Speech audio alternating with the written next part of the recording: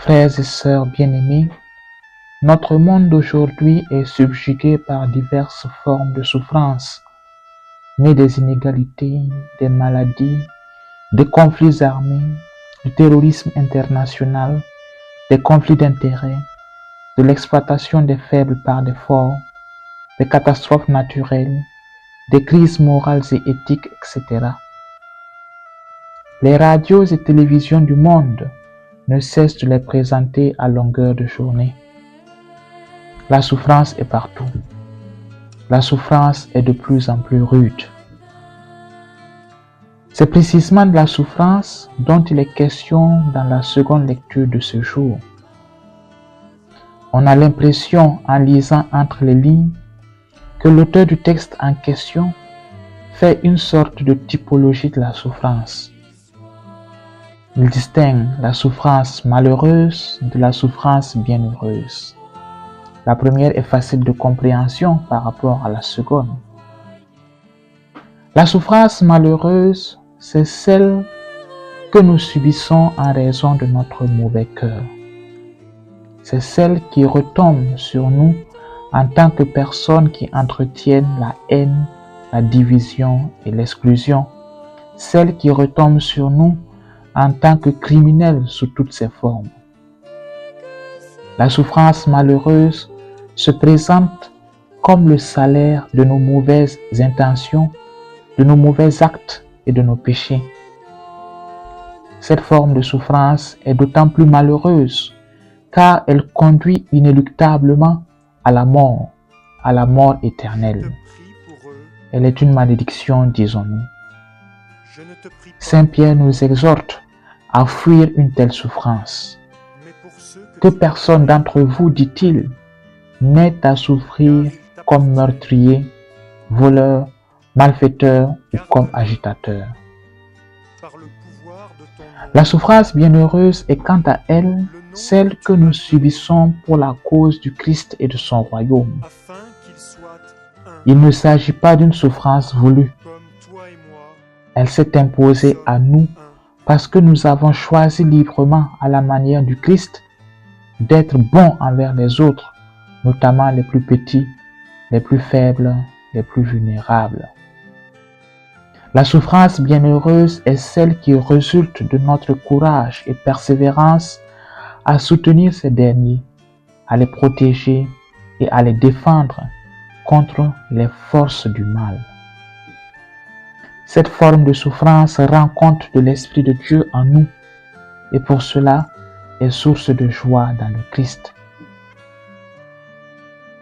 Dans la mesure où vous communiez aux souffrances du Christ, réjouissez-vous, nous dit Saint Pierre dans sa lettre. Si l'on vous insulte pour le nom du Christ, heureux êtes-vous. C'est cela, frères et sœurs, la souffrance bienheureuse. Elle mène à la vie et à la gloire avec le Christ.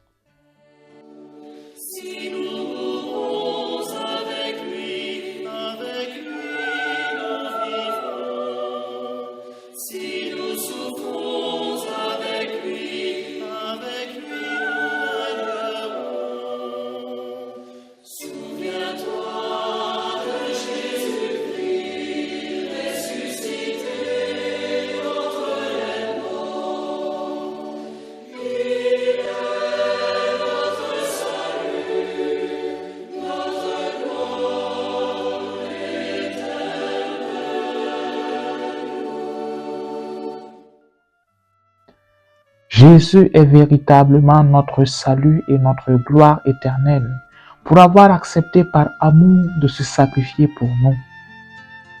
Sa gloire s'est exprimée sur le bois de la croix au moment où il réconciliait dans sa personne et de manière définitive l'homme et Dieu.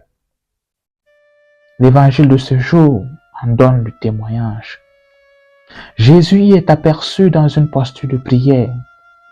L'évangéliste Saint Jean nous fait entrer dans l'intimité de cette prière du Christ, prière qualifiée de sacerdotale par les exégètes. Il nous y est dévoilé la totale communion du Christ avec son Père. Ils sont liés l'un à l'autre par une communion éternelle. Jésus reconnaît avoir tout reçu du Père. Il lui rend tout et attend de lui sa gloire, celle qui consiste à donner la vie à ceux et celles qui croient en lui. La gloire du Christ, c'est l'homme sauvé, c'est l'homme réconcilié avec le Père. À travers sa prière sacerdotale, Jésus nous introduit dans l'amitié du Père. C'est précisément cela, la gloire qu'il nous donne. Il ne s'agit pas de titres honorifiques, ni d'une quelconque louange humaine, mais plutôt l'association de nos personnes humaines à la vie divine. La gloire que le Christ nous offre va au-delà de ce que le monde peut imaginer. C'est une gloire éternelle, la gloire en Dieu. Nous sommes invités à porter notre regard sur la gloire que le Christ souhaite nous offrir et à nous investir avec détermination à l'obtenir, plutôt que de nous préoccuper des gloires mondaines qui ne sont que vanité.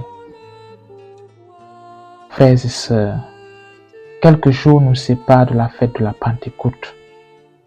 La première lecture que nous avons écoutée nous éclaire sur le chemin à suivre pour accueillir l'Esprit Saint que le Christ nous a promis. Ce chemin est celui de la prière.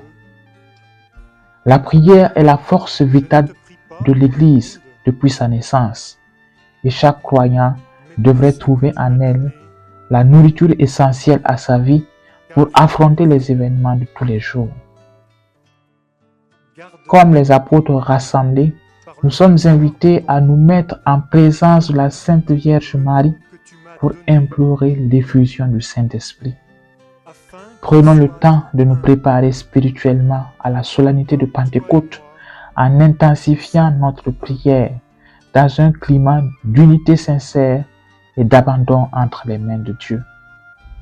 Et si nous voulons, comme communauté, faire l'expérience profonde de l'Esprit de Dieu, c'est en étant très unis dans l'amour fraternel et fervent.